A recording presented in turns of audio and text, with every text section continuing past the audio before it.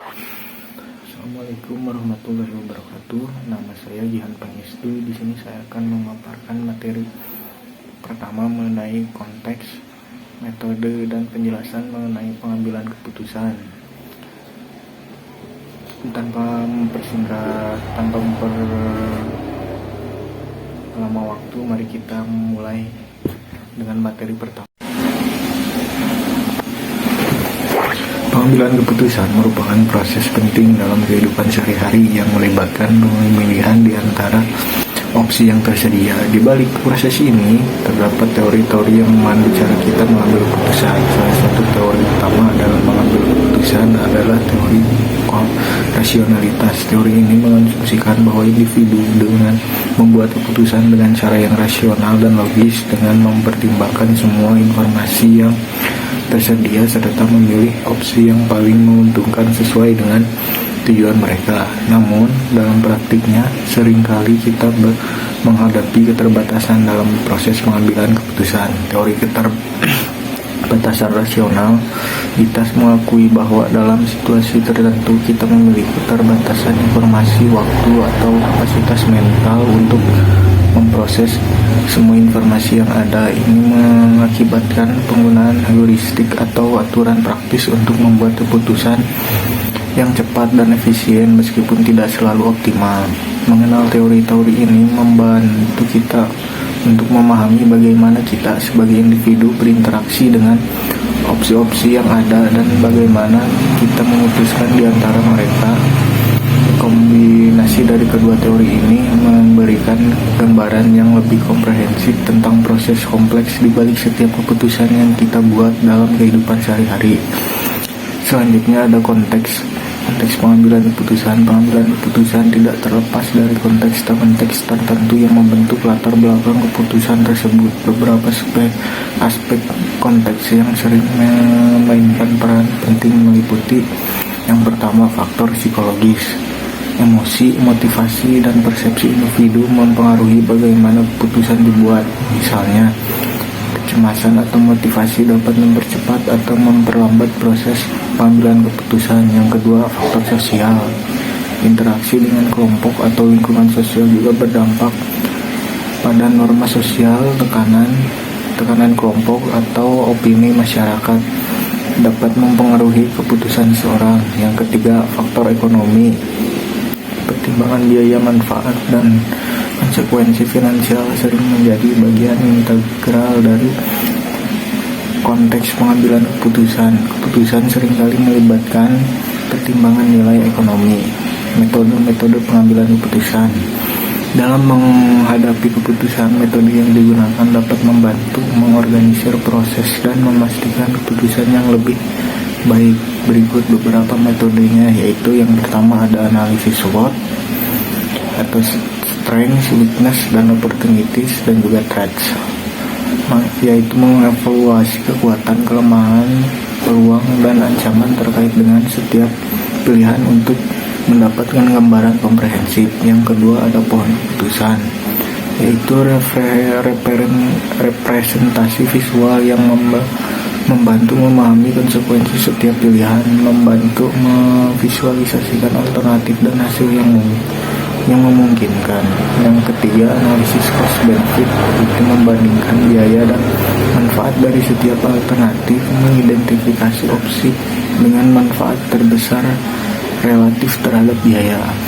Yang keempat ada heuristik dan intuisi, penggunaan aturan praktis atau intuisi untuk membuat keputusan dengan cepat berguna dalam situasi di mana informasi terbatas. Yang kelima ada decision matrix, yaitu membuat tabel untuk evaluasi opsi berdasarkan kriteria tertentu, memudahkan perbandingan antara alternatif. Pemahaman konteks dan penerapan metode yang sesuai adalah kunci dalam pengambilan keputusan yang efektif. Keduanya membantu kita mengatasi kompleksitas dan ketidakpastian yang membuat keputusan yang baik. Baik, itu dari penyampaian materi dari saya. Sekian dan terima kasih. Assalamualaikum warahmatullahi wabarakatuh. Materi yang kedua yaitu pohon keputusan. keputusan. Menurut Syagian, dalam buku Asnawir tahun 2006 halaman 203, pengambilan keputusan adalah suatu pendekatan sistematis terhadap suatu permasalahan yang dihadapi. Lebih lanjut, dikatakan mengenai masalah, pengetahuan tentang hakikat masalah yang dihadapi, menganalisis masalah dengan memeriksa fakta dan data, mencari alternatif yang paling masuk akal dan mengevaluasi hasil yang telah diperoleh sehingga konsekuensi penyelesaiannya keputusan yang dapat diambil akan dapat menjawab pertanyaan tentang apa yang harus dilakukan untuk menyelesaikan suatu masalah tersebut dengan membuat pilihan tentang alternatif tertentu. Model pohon keputusan adalah suatu model prediksi yang menggunakan struktur pohon atau struktur berhierarki. Pohon keputusan adalah model hierarkis pendukung keputusan yang menggunakan struktur berbentuk pohon untuk mewakili serangkaian keputusan dan konsekuensi yang mungkin terjadi, termasuk hasil acak, biaya, sumber daya, dan utilitas. Decision tree menggunakan representasi struktur pohon, di mana setiap node merepresentasikan atribut, cabangnya merepresentasikan nilai dari atribut, dan daun merepresentasikan kelas node yang paling atas dari decision tree disebut sebagai root. Decision tree merupakan metode klasifikasi yang paling populer digunakan selain karena pembangunannya yang relatif cepat. Hasil dari model yang dibangun mudah untuk dipahami. Pada decision tree terdapat 3 jenis node, yaitu yang pertama ada root node. Root node merupakan node paling atas. Pada node ini tidak ada input dan bisa tidak mempunyai output atau mempunyai output lebih dari satu. Yang kedua ada internal node, merupakan node pencabangan. Pada node ini hanya terdapat satu input yang mempunyai output minimal 2. Yang ketiga ada leaf node atau terminal node, merupakan node akhir. Pada node ini hanya terdapat satu input dan tidak mempunyai output. Pohon keputusan adalah salah satu metode belajar yang sangat populer dan banyak digunakan secara praktis. Metode ini merupakan metode yang berusaha untuk menemukan fungsi-fungsi pendekatan yang bernilai diskrit. Menurut Suyanto tahun 2007, adapun yang menjadi konsep pohon keputusan adalah mengubah data yang ada pada tabel keputusan menjadi sebuah pohon keputusan. Aturan-aturan keputusan atau rule rook berikut adalah konsep. Selanjutnya adalah konsep gambar pohon keputusan. Manfaat utama dari penggunaan pohon keputusan ialah kemampuannya untuk membreakdown atau membongkar suatu proses pengambilan keputusan yang kompleks menjadi lebih simpel, sehingga pengambilan keputusan akan lebih menginterpretasikan solusi dan permasalahan. Pohon keputusan juga berguna untuk mengeksplorasi data, menemukan hubungan tersembunyi antara sejumlah calon variabel input dengan sebuah variabel target. Beberapa manfaat lain dari pohon keputusan yaitu yang pertama, mengeksplorasi data dan menemukan hubungan tersembunyi antara sejumlah calon variabel input dengan sebuah variabel target. Yang kedua, memadukan antara eksplorasi data dan pemodelan, sehingga sangat bagus sebagai langkah awal dalam proses pemodelan. Bahkan ketika dijadikan sebagai model akhir dari beberapa teknik lain. Yang ketiga, bersifat fleksibel, yaitu memilih fitur internal node yang berbeda.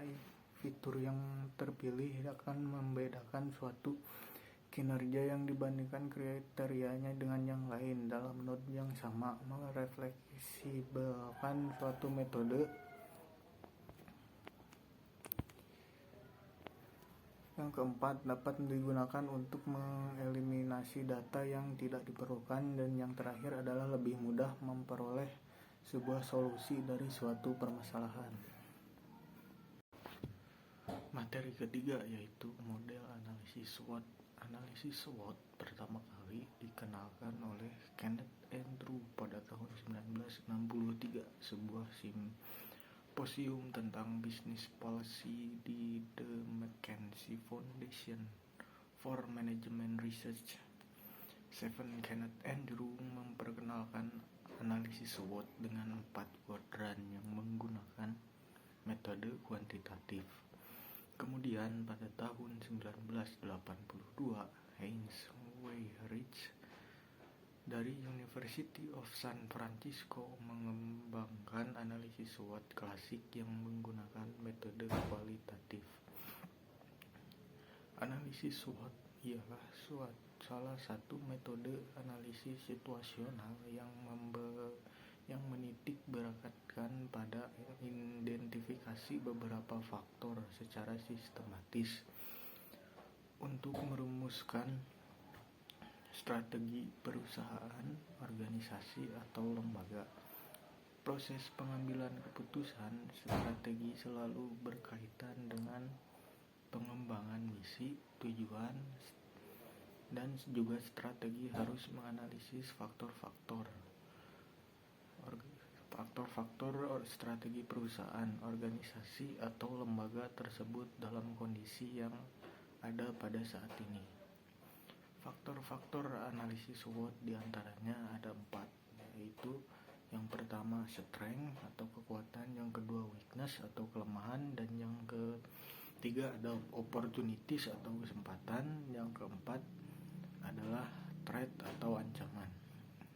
Kegunaan analisis SWOT yaitu yang pertama digunakan untuk menganalisis kondisi diri dan lingkungan pribadi, yang kedua digunakan untuk menganalisis kondisi internal lembaga dan lingkungan eksternal lembaga, yang ketiga digunakan untuk mengetahui sejauh mana diri kita di dalam lingkungan kita. Yang keempat digunakan untuk mengetahui posisi sebuah perusahaan atau organisasi. Yang kelima digunakan untuk mengetahui kemampuan sebuah perusahaan dalam menjalankan bisnisnya dihadapkan dengan para pesaingnya.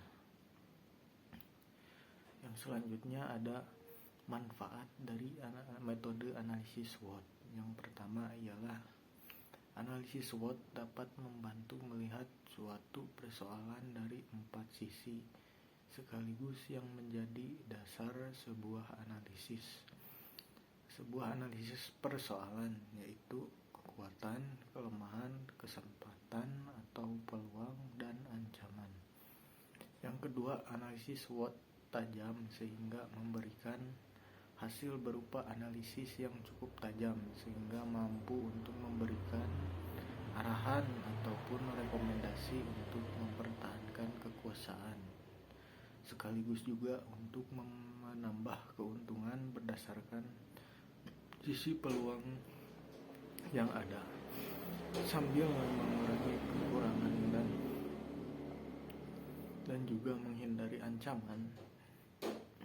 Yang ketiga, manfaat dari analisis SWOT yaitu dapat membantu kita untuk membedah atau membongkar organisasi dari 4 sisi yang sama menjadi dasar dalam proses identifikasinya. Dan dengan analisis kita juga dapat menemukan sisi-sisi yang terkadang terlupakan atau tidak terlihat selama ini. Kemudian yang keempat yaitu analisis SWOT dapat menjadi instrumen yang cukup menganalisis strategi sehingga dapat menemukan langkah yang tepat dan terbaik sesuai dengan situasi pada saat itu. Kemudian yang terakhir, manfaat dari analisis SWOT yaitu dapat digunakan untuk membantu organisasi dalam meminimalisasi kelemahan yang ada serta menekan munculnya dampak ancaman yang mungkin akan timbul. Selanjutnya ada matriks SWOT. Yang pertama, strategi SO atau Strengths Opportunities. Yang kedua, strategi ST, Strengths dan Threat. Yang ketiga, ada strategi WO atau Weakness Opportunities. Yang keempat, ada strategi WT, yaitu Weakness atau Threats. Jadi kesimpulannya, analisis SWOT ialah sebuah metode analisis situasional yang menitik beratkan pada identifikasi beberapa faktor secara sistematis untuk merumuskan strategi perusahaan, organisasi, ataupun lembaga. Proses pengambilan keputusan strategi selalu berkaitan dengan pengembangan misi, tujuan, serta menganalisis faktor-faktor strategi perusahaan, organisasi ataupun lembaga tersebut dalam kondisi yang ada pada saat ini.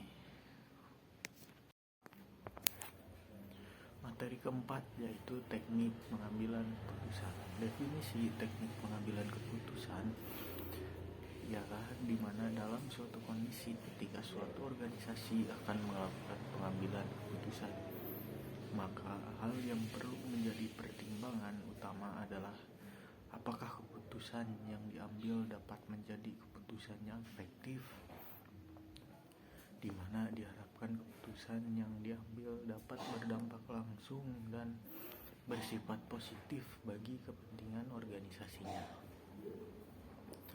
Teknik-teknik pengambilan keputusan yang efektif ini akan membantu organisasi dalam membuat keputusan terbaik dikaitkan dengan ketersediaan informasi yang relevan.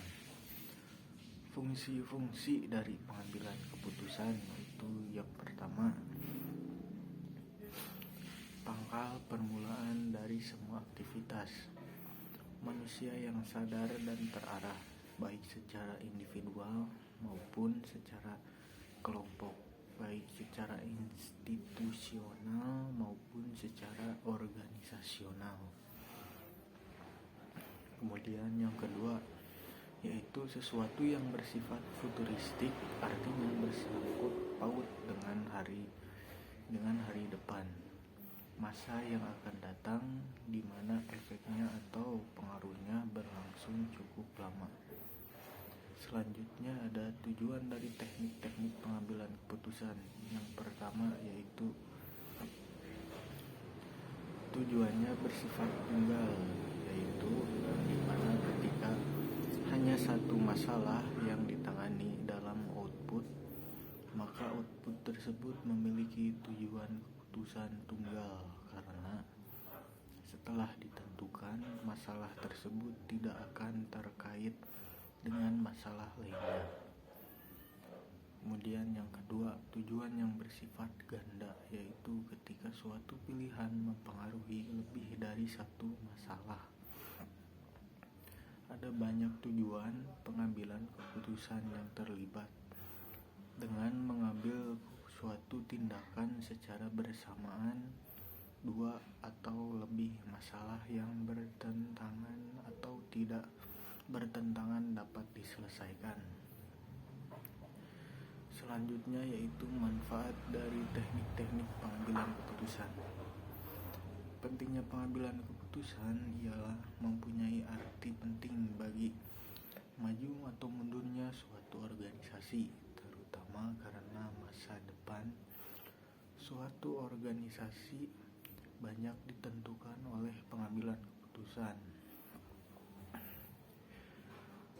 Pentingnya pengambilan keputusan dapat dilihat dari pendapat Mintzberg pada tahun 2009 dari segi kekuasaan untuk membuat keputusan, yaitu apakah mengikuti pola sentralisasi atau desentralisasi. Selanjutnya ada macam-macam teknik brainstorming. Teknik-teknik pengambilan keputusan. Yang pertama ada brainstorming. Ketika sekelompok individu dalam suatu organisasi berhadapan dengan atau menghadapi skenario yang sulit, yang tidak terlalu rumit dan dapat dikarakterisasikan dengan tepat, maka mereka melakukan percakapan di mana semua pihak yang berkepentingan diharapkan untuk mengambil bagian dan berbagi pendapat. Yang kedua yaitu sinektik. Pada dasarnya metode ini menugaskan seseorang pemimpin untuk berdiskusi kepada salah satu anggota kelompok diskusi. Seorang ahli keputusan menjadi salah satu peserta percakapan. Selanjutnya fasilitator diskusi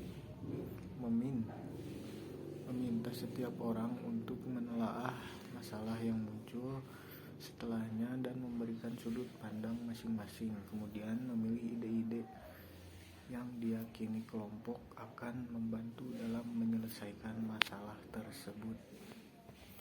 Selanjutnya yang ketiga yaitu ada DLP, merupakan tanggung jawab para spesialis untuk memperkirakan apakah suatu peristiwa dapat atau mungkin terjadi. Setelah pengumpulan tanggapan kelompok masing-masing anggota, ahli memeriksa perkiraan yang diberikan semua rekannya yang sebelumnya tidak terpenuhi. Yang keempat, fishbowling, sebuah kursi ditempatkan dengan lingkaran tempat seseorang mengambil keputusan yang duduk, dan satu-satunya individu yang memiliki kemampuan berkomunikasi dan menyampaikan pemikiran tentang suatu situasi adalah orang yang duduk di kursi peserta lain, berbagi pemikiran, ide, dan pertanyaan yang mereka. Didactic interaction, setiap pemikiran yang diungkapkan pro dan kontra didokumentasikan dengan cermat. Setelah itu kedua kelompok berkumpul untuk membahas pertemuan, dan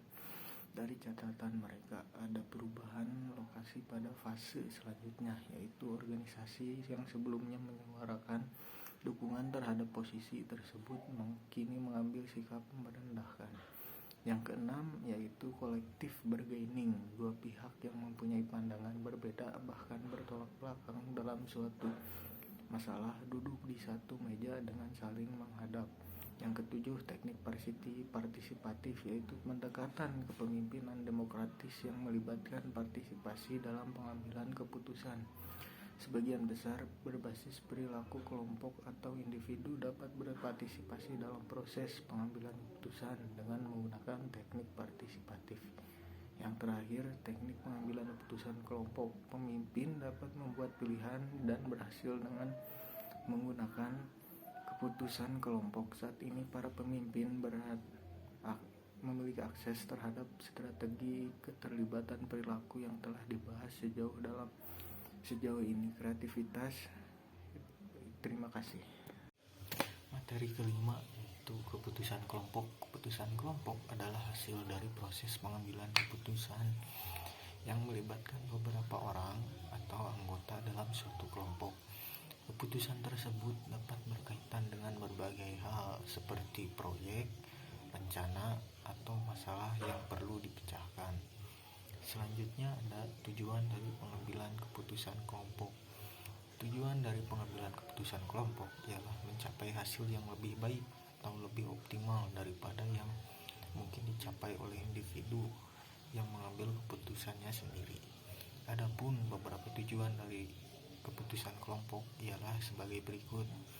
Yang pertama yaitu untuk mendapatkan komitmen terhadap keputusan. Yang kedua, untuk menginvestasikan lebih banyak pengetahuan dan keahlian selama proses tersebut. Yang ketiga, membawa sinergi di antara anggota kelompok.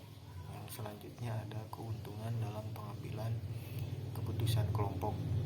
Yang pertama yaitu kumpulan pengetahuan. Pengambilan keputusan dalam suatu kelompok melibatkan banyak orang selama proses tersebut. Ini membawa lebih banyak pengetahuan dan keahlian pada saat pengambilan keputusan. Kemudian yang kedua yaitu penerimaan. Karena dengan keputusan diambil secara kolektif, para anggota dengan mudah menerima keputusan. Yang ketiga, ragam alternatif. Sebuah kelompok dapat menghasilkan lebih banyak alternatif daripada individu. Yang keempat, pengembangan keseluruhan. Pengambilan keputusan kelompok adalah proses interaktif di mana anggota kelompok berbagi keterampilan dan pengetahuan mereka. Yang kelima, ada keragaman pandangan. Individu yang berbeda memiliki pandangan yang berbeda terhadap suatu situasi tertentu. Lalu dan yang terakhir yaitu keputusan yang seimbang. Berbagai konsekuensi dan risiko dipastikan oleh anggota kelompok yang berbeda menghasilkan pengambilan keputusan yang seimbang.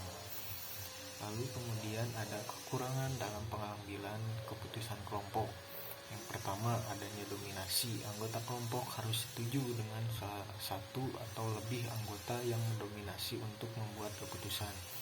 Yang kedua, adanya ketidaksepakatan di antara anggota kelompok dapat menyebabkan konflik dalam kelompok. Yang ketiga, proses pengambilan waktu. Mungkin perlu banyak waktu jika anggota kelompok tidak dapat mencapai keputusan yang sesuai. Yang keempat, adanya tekanan. Anggota kelompok akan merasa tertekan untuk menerima keputusan yang diambil oleh orang lain. Dan yang terakhir, adanya tantangan dalam keputusan kelompok. Keputusan kelompok dapat melibatkan sejumlah tantangan yang perlu diatasi untuk mencapai keputusan yang efektif dan memadai. Beberapa tantangan umum dalam pengambilan keputusan kelompok yang mana pasti selalu ada perbedaan pendapat dan nilai antara anggota kelompok dapat menghasilkan konflik. Dan juga tantangan lainnya yaitu beberapa kelompok mungkin akan cenderung mengikuti keputusan mayoritas atau menghindari konflik yang dapat menghasilkan keputusan yang tidak sepenuhnya terpikirkan. Lalu ada pula yang dinamakan dengan fenomena groupthink. Groupthink ini terjadi ketika kelompok berusaha untuk mencapai konsensus dengan menghindari konflik dan mengorbankan evaluasi kritis. Dan kemudian yang terakhir adanya implikasi keputusan kelompok. Keputusan kelompok memiliki beberapa implikasi yang perlu diperhatikan. Implikasi ini dapat mencakup berbagai aspek, baik yang positif maupun yang negatif, tergantung pada bagaimana proses pengambilan keputusan kelompok dijalankan. Implikasi positif ialah bahwa keputusan kelompok cenderung memiliki kualitas yang lebih baik daripada keputusan yang diambil oleh individu.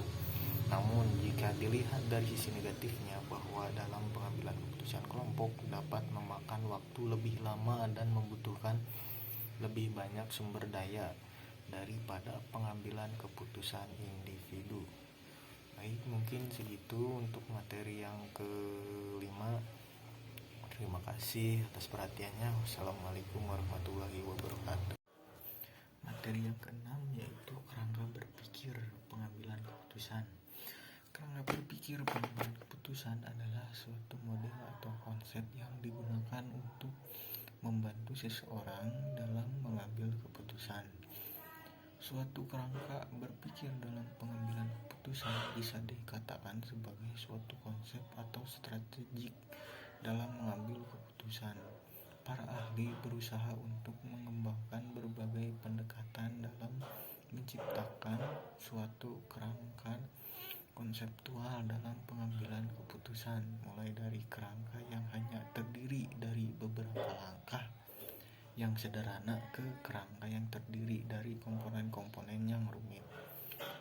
Kerangka yang paling sederhana hanya terdiri dari 4 langkah yang sekuensial, yaitu yang pertama, menemukan situasi yang memerlukan suatu keputusan. Yang kedua, menemukan faktor-faktor diperlukannya suatu tindakan tertentu.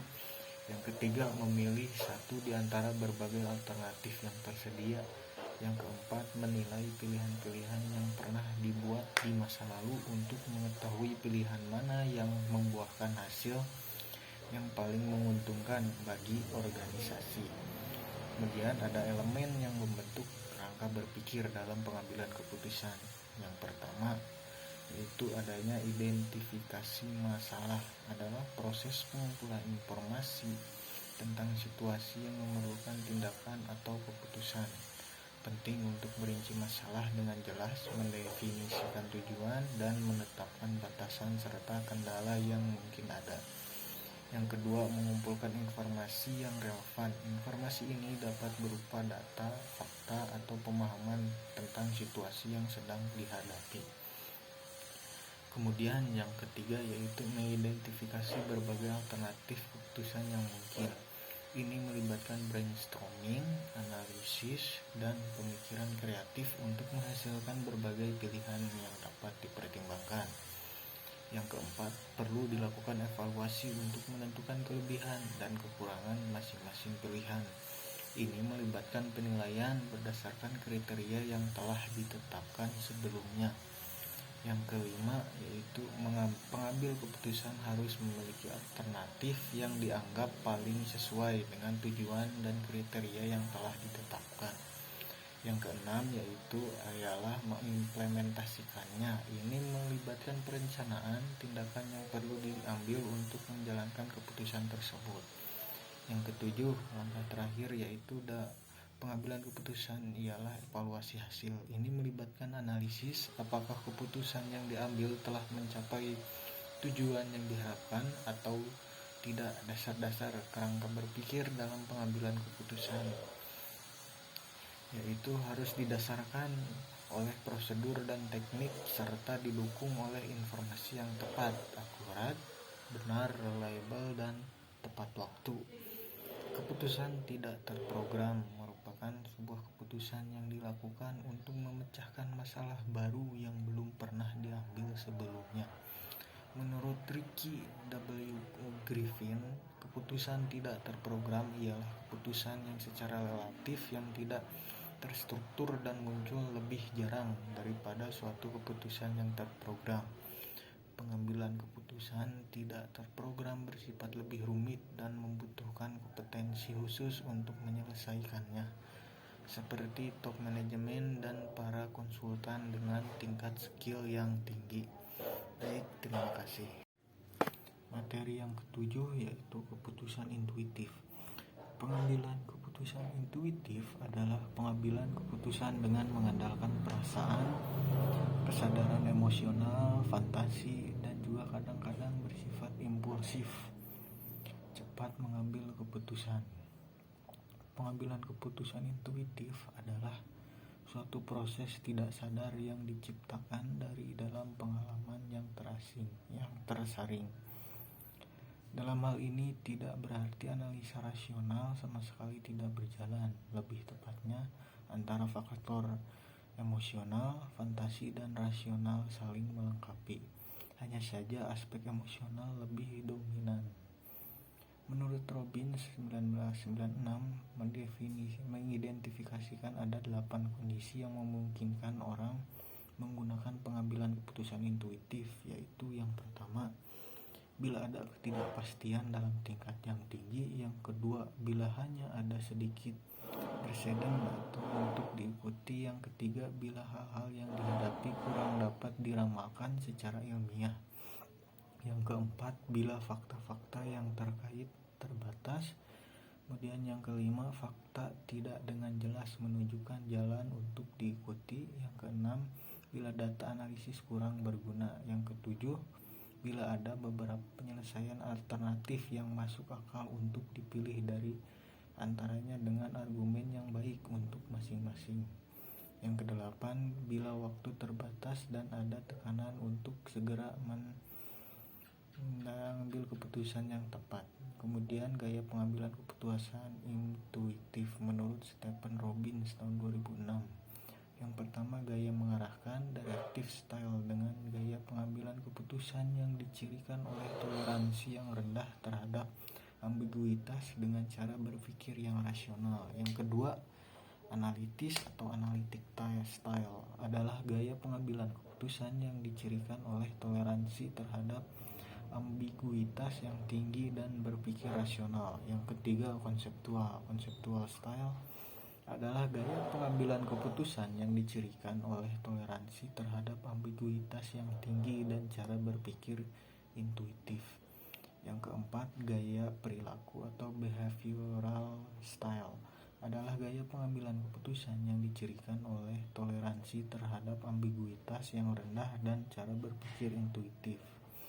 Cara mengambil keputusan intuitif yang efektif yaitu yang pertama, mengembangkan intuisi, yang kedua, mengumpulkan informasi yang cukup, yang ketiga, mempercayai insting, yang keempat, memerhatikan konteks, yang kelima, menyeimbangkan intuisi, yang keenam, belajar dari pengalaman.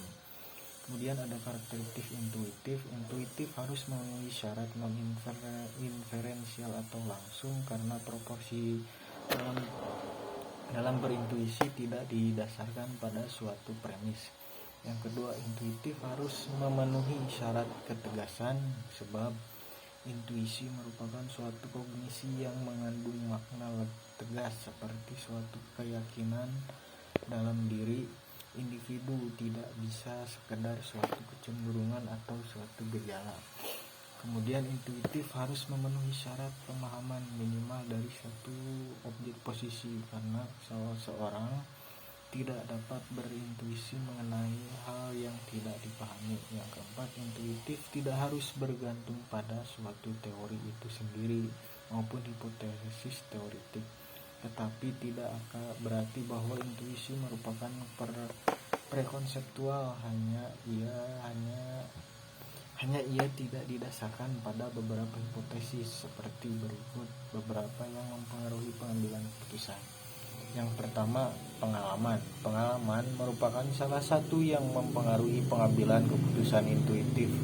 Orang yang memiliki lebih banyak pengambilan di bidang tertentu mungkin lebih cenderung membuat keputusan intuitif berdasarkan pengalaman masa lalunya. Kepribadian. Ciri-ciri kepribadian seperti keterbukaan terhadap pengalaman, toleransi terhadap ambiguitas, dan kecenderungan mengambil risiko juga dapat mempengaruhi pengambilan keputusan secara intuitif.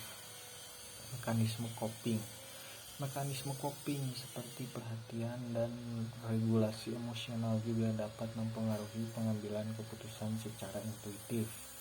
Yang keempat, suasana hati. Suasana hati juga dapat mempengaruhi pengambilan keputusan secara intuitif. Orang yang berada dalam suasana hati yang positif mungkin cenderung membuat keputusan berdasarkan intuisi.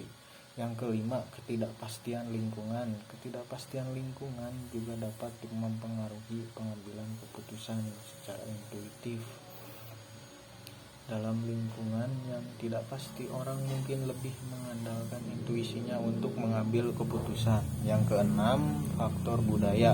Faktor budaya seperti nilai dan keyakinan juga dapat mempengaruhi pengambilan keputusan intuitif.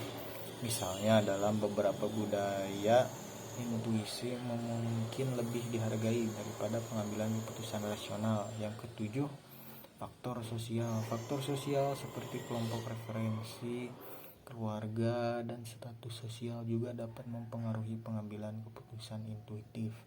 Yang kedelapan, faktor pribadi. Faktor pribadi seperti usia, pekerjaan, status ekonomi, gaya hidup, kepribadian, dan konsep diri juga dapat mempengaruhi pengambilan keputusan secara intuitif. Yang kedelapan, faktor psikologis. Faktor psikologis seperti motivasi, persepsi, pengetahuan, keyakinan, dan sikap juga dapat mempengaruhi pengambilan keputusan secara intuitif.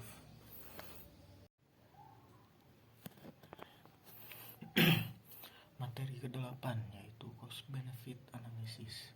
Cost benefit analysis atau analisis biaya manfaat merupakan metode untuk meninjau atau menilai suatu kebijakan dengan mengukur segala dampaknya berdasarkan satuan moneter atau uang. Dalam menilai suatu kebijakan, cost benefit analysis ini mempertimbangkan seluruh biaya yang ditanggung dan manfaat yang dirasakan oleh masyarakat. Tujuan dari cost benefit analysis ialah untuk membantu pengambilan kebijakan sosial dan meningkatkan manfaat sosial ataupun meningkatkan alokasi sumber daya yang lebih efisien.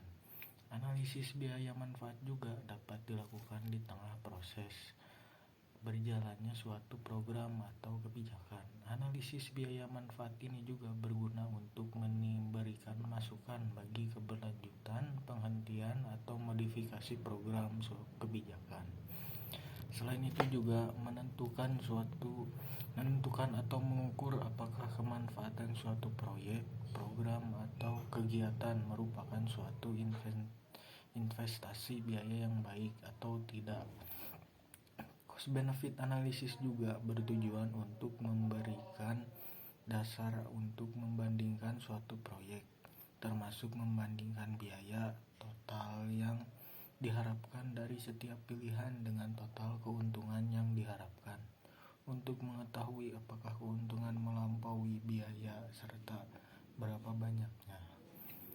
Menurut Mangku Subroto, dalam menentukan manfaat dan biaya suatu program atau proyek harus dilihat secara luas pada manfaat dan biaya sosial dan tidak hanya pada individu saja. Oleh karena menyangkut kepentingan masyarakat luas, maka manfaat dan biaya dapat dikelompokkan dengan berbagai cara. Biaya cost. Biaya persiapan adalah biaya yang dikeluarkan sebelum proyek yang bersangkutan benar-benar dilaksanakan. Biaya investasi atau modal. Biaya investasi biasanya didapat dari pinjaman suatu badan atau lembaga keuangan, baik dari dalam negeri ataupun luar negeri. Biaya operasional. Biaya operasional masih dapat dibagi lagi menjadi biaya gaji untuk karyawan, biaya listrik, air, dan telekomunikasi, biaya habis pakai, biaya kebersihan, dan sebagainya. Biaya pembaruan atau penggantian pada awal umur proyek. Biaya ini belum muncul, tetapi setelah memasuki usia tertentu, biasanya pada bangunan mulai terjadi kerusakan yang memerlukan perbaikan. Manfaat benefit. Manfaat langsung dapat berupa peningkatan output secara kualitatif dan kuantitatif akibat penggunaan alat-alat produksi yang lebih canggih.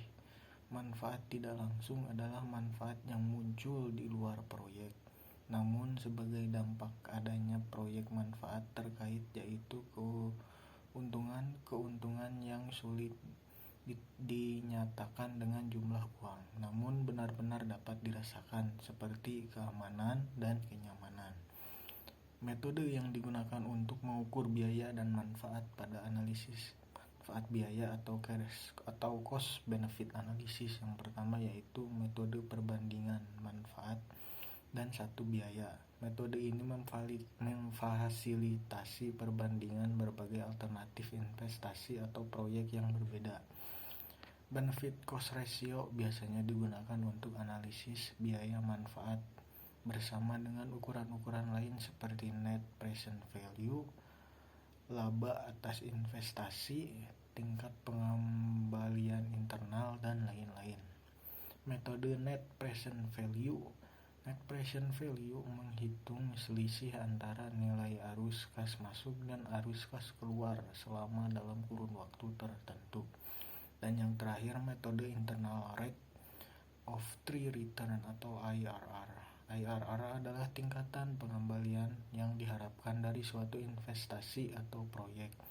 IRR digunakan untuk menentukan profitabilitas dari suatu investasi atau proyek yang diusulkan. Jika IRR lebih besar dari tingkat bunga yang diterima dari investasi lainnya, maka investasi tersebut dianggap layak dilakukan. Materi ke-9 yaitu pengambilan keputusan yang rasional. Menurut Wakawimbang tahun 2012, memberikan definisi mengenai pengambilan keputusan. Pengambilan keputusan ialah suatu proses penetapan alternatif yang terbaik yang dilakukan secara komprehensif untuk memecahkan masalah. Ada juga menurut Gorton mengatakan bahwa pengambilan keputusan adalah proses memilih di antara beberapa alternatif. Sedangkan menurut Hyman, inti dari semua perencanaan adalah pengambilan keputusan sebagai suatu cara bertindak yang dipilih oleh pemimpin sebagai hal yang paling efektif untuk mencapai sasaran dan memecahkan masalah. Selanjutnya ada definisi mengenai rasional. Definisi rasional ialah berpikir menggunakan nalar atas data yang ada untuk mencari kebenaran faktual, kegunaan, dan derajat sebenarnya. Menurut Coleman, rasionalitas merupakan sebuah tindakan manusia dalam memaksimalkan tujuan atau kepuasan yang ingin didapatkan. Metode yang digunakan untuk mengetahui rasional atau tidaknya sebuah tindakan tersebut perlu dengan mengetahui nantinya apa yang akan menjadi atau didapati keuntungannya. Selanjutnya ada pengaruh dari pengambilan rasional, yaitu mampu mempengaruhi orang lain atau kelompok melalui beberapa alternatif solusi terhadap masalah atau pencapaian tujuan yang diinginkan dalam suatu situasi dan kondisi yang ada. Dan selanjutnya yaitu ada proses pengambilan keputusan. Proses pengambilan keputusan ialah suatu usaha yang rasional dari seorang administrator untuk mencapai tujuan-tujuan yang telah ditetapkan pada bagian awal dari fungsi perencanaan. Prosesnya mulai dan berakhir dengan pertimbangan, dan itu juga memerlukan kreativitas, keterampilan kuantitatif, dan pengalaman. Secara umum, para pakar sepakat bahwa pengambilan keputusan meliputi langkah-langkah antara lain, yaitu yang pertama identifikasi tujuan, yang kedua membaca kriteria, yang ketiga membuat prioritas kriteria, yang keempat membuat alternatif, yang kelima melakukan uji alternatif, yang keenam menetapkan alternatif, yang ketujuh pelaksanaan dan juga memodifikasi evaluasi alternatif.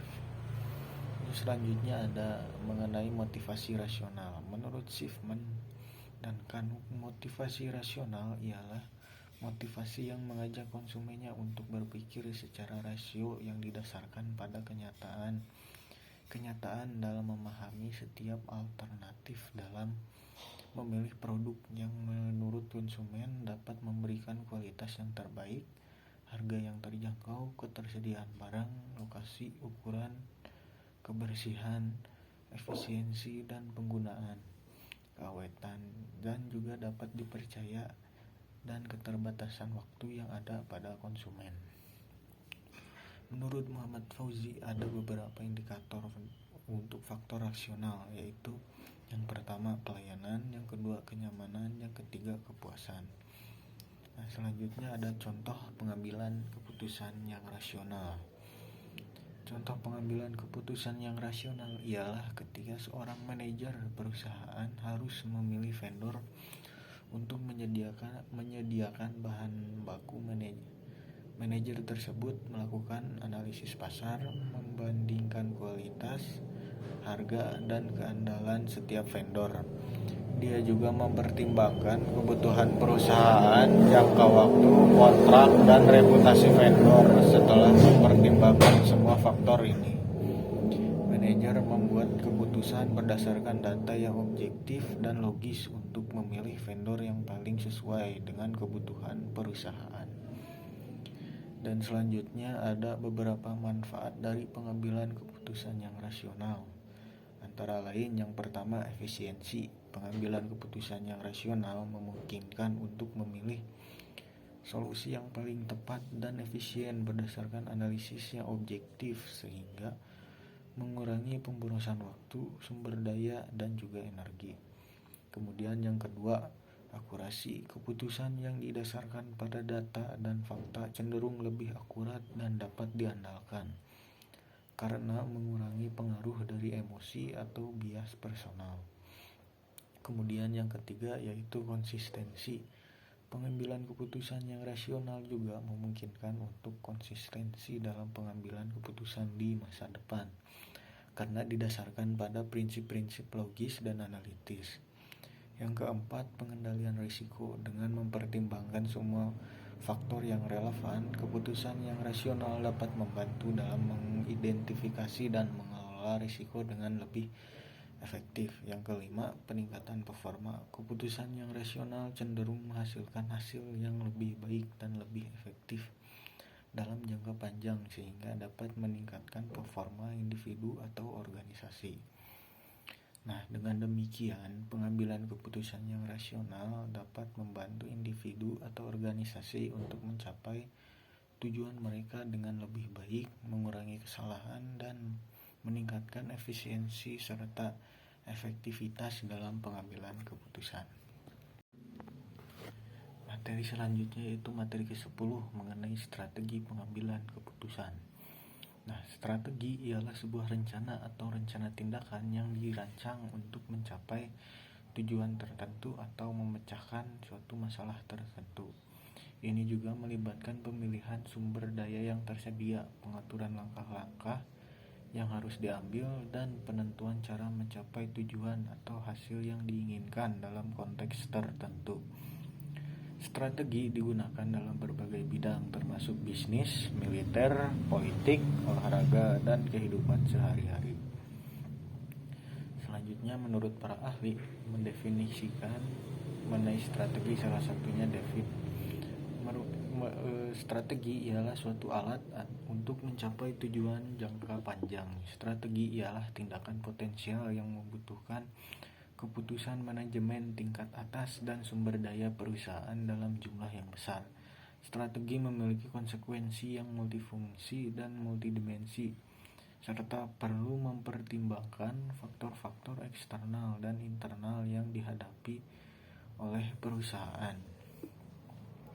Selanjutnya ada materi teori pengambilan keputusan. Pengambilan keputusan didefinisikan yaitu bagaimana memberi rujukan kepada orang atau organisasi dalam mengambil keputusan. Selanjutnya menurut Hasan, teori pengambilan keputusan ialah teori-teori atau teknik-teknik atau juga pendekatan-pendekatan yang digunakan dalam suatu proses pengambilan keputusan. Pengambilan keputusan ialah proses di mana individu atau kelompok memilih suatu tindakan atau alternatif dari beberapa pilihan yang tersedia. Ini melibatkan evaluasi informasi, pertimbangan, dan penilaian untuk mencapai keputusan yang dianggap paling sesuai dengan tujuan atau kepentingan yang ada. Selanjutnya menurut Robbins, keputusan adalah pilihan yang dibuat dari dua atau lebih alternatif, sedangkan menurut Stoner memberikan definisi dengan menyatakan bahwa keputusan adalah pemilihan di antara alternatif-alternatif. Sedangkan menurut Morgan dan Cerullo dalam Salusu mengatakan bahwa keputusan adalah sebuah kesimpulan yang dapat dicapai sesudah dilakukan pertimbangan yang terjadi setelah satu kemungkinan dipilih, sementara yang lain dikesampingkan. Dalam hal ini yang dimaksud dengan pertimbangan ialah menganalisis beberapa kemungkinan atau alternatif sesudah itu dipilih salah satu di antaranya. Strategi pengambilan keputusan ialah sebuah rencana atau pendekatan yang dilakukan oleh individu, kelompok, atau organisasi untuk mengelola proses pengambilan keputusan dengan lebih efektif dan efisien. Ini mencakup langkah-langkah dan metode yang digunakan dalam mengidentifikasi masalah, memperoleh dan menganalisis informasi, merumuskan alternatif, mengevaluasi risiko, dan memilih keputusan terbaik berdasarkan tujuan, kepentingan, dan juga nilai-nilai yang ada. Strategi pengambilan keputusan juga dapat mencakup elemen-elemen seperti penggunaan perangkat lunak khusus, pengumpulan data secara sistematis, penggunaan analisis statistik, dan berbagai alat bantu pengambilan keputusan yang tersedia.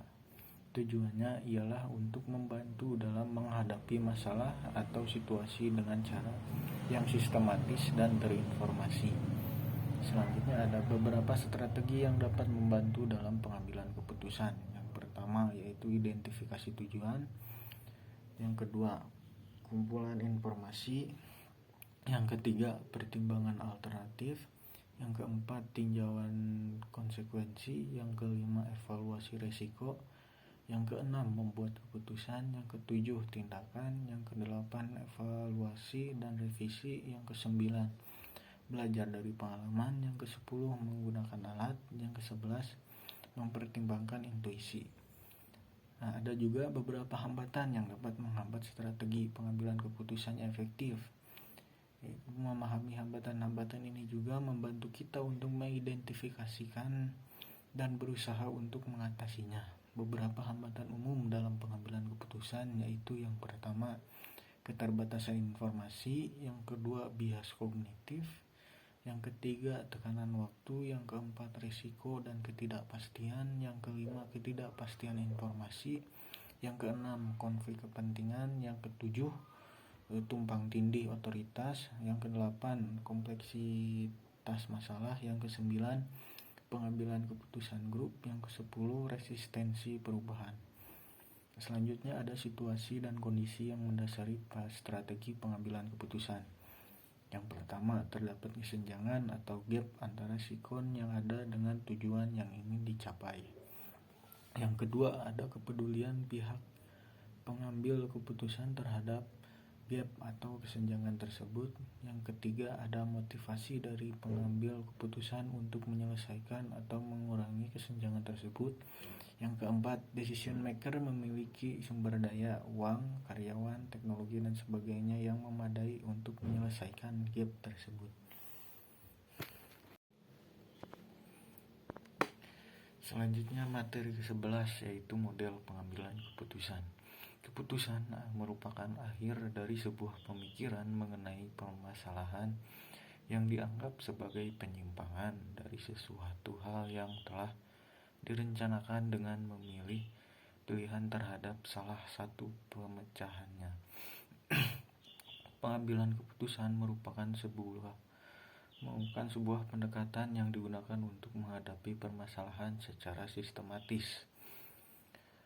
Pengambilan keputusan merupakan sebuah proses dalam menentukan alternatif solusi dari berbagai solusi yang dirumuskan. Sebuah keputusan harus bersifat analitis, fleksibel, dan dapat dilaksanakan melalui bantuan sarana dan prasarana yang ada.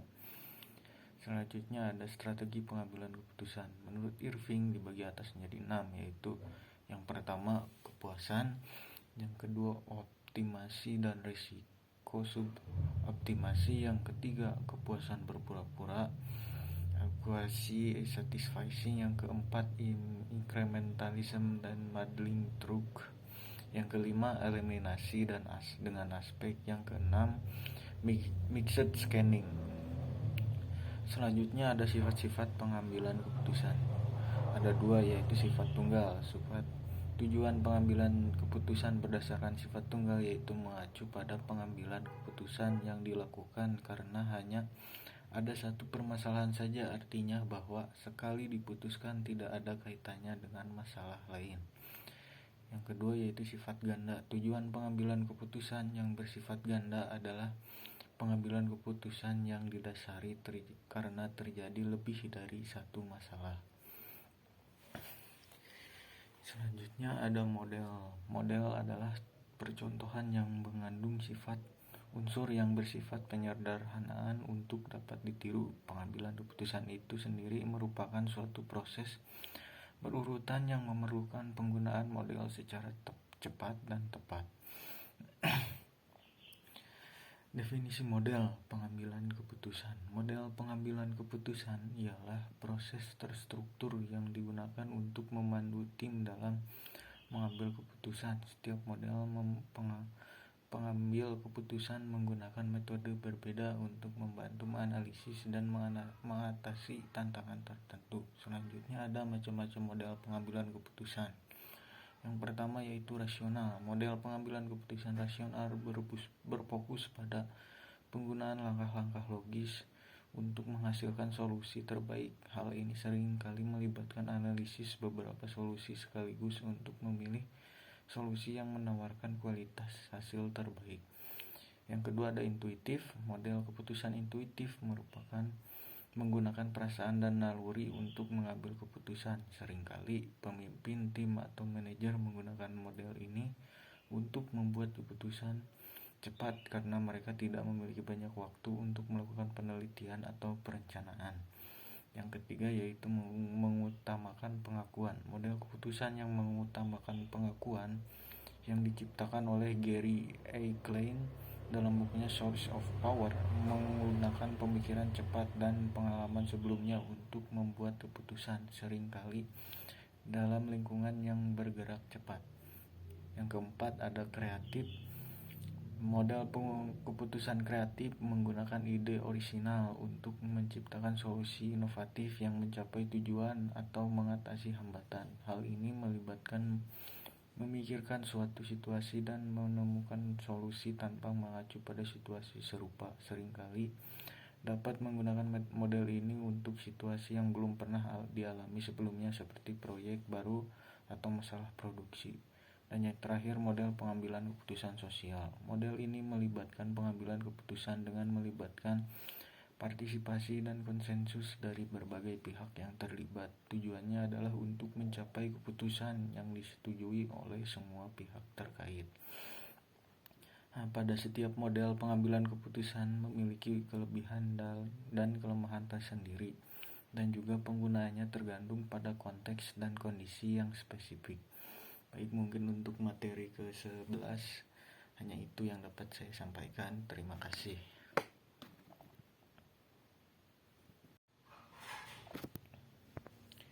Materi yang terakhir yaitu metode pengambilan keputusan analitik hierarki proses. Dengan teknik pengambilan keputusan dapat menggambarkan konsekuensi yang akan timbul dari keputusan yang diambil mengenai alternatif, solusi, dan tindakan.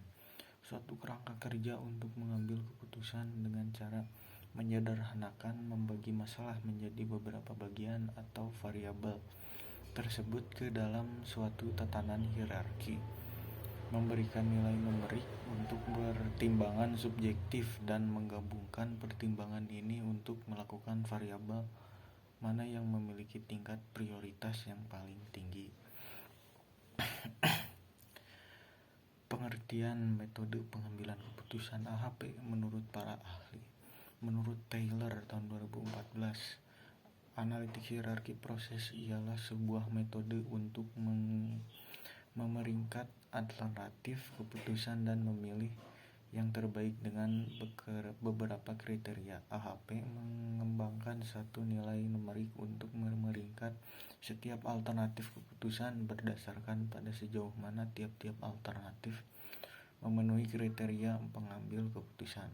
Menurut Nugraha tahun 2017, AHP adalah sebuah konsep untuk pembuatan keputusan berbasis multikriteria yang banyak, beberapa kriteria yang dibandingkan satu dengan lainnya. Tingkat kepentingannya adalah penekanan utama pada konsep AHP. Menurut Wibisono tahun 2006, AHP adalah sebuah alat bantu pengambilan keputusan yang sederhana untuk menangani masalah yang kompleks, tidak terstruktur, bahkan multi atribut. Lalu menurut Herianto tahun 2009, AHP ialah suatu teknik pengambilan keputusan yang dikembangkan untuk kasus-kasus yang memiliki berbagai tingkat hierarki analisis.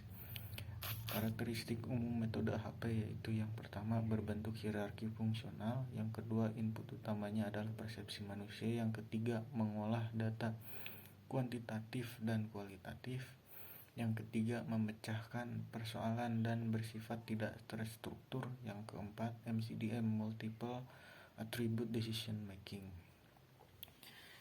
Selanjutnya ada aksioma AHP. Yang pertama yaitu reciprocal comparison. atau pengambilan keputusan harus dapat membuat perbandingannya dan menyatakan preferensinya. Yang kedua, homogeneity. Preferensi seseorang harus dapat dinyatakan dalam skala terbatas, atau dengan kata lain elemen-elemennya dapat dibandingkan satu sama lainnya. Yang ketiga ada dependence. Preferensi ditanyakan dengan mengasumsikan bahwa orang kriteria tidak dipengaruhi oleh alternatif yang ada, melainkan oleh objektif keseluruhan. Yang keempat, expectation. Seluruh hierarki diasumsikan lengkap apabila tidak dipenuhi, keputusannya yang dianggap tidak lengkap. Kemudian ada prinsip dasar AHP. Yang pertama yaitu decomposition, adalah memecah atau membagi masalah yang utuh menjadi elemen-elemen, kemudian dipecah kembali menjadi kriteria dan alternatif ke dalam bentuk hierarki di mana setiap elemen saling berhubungan.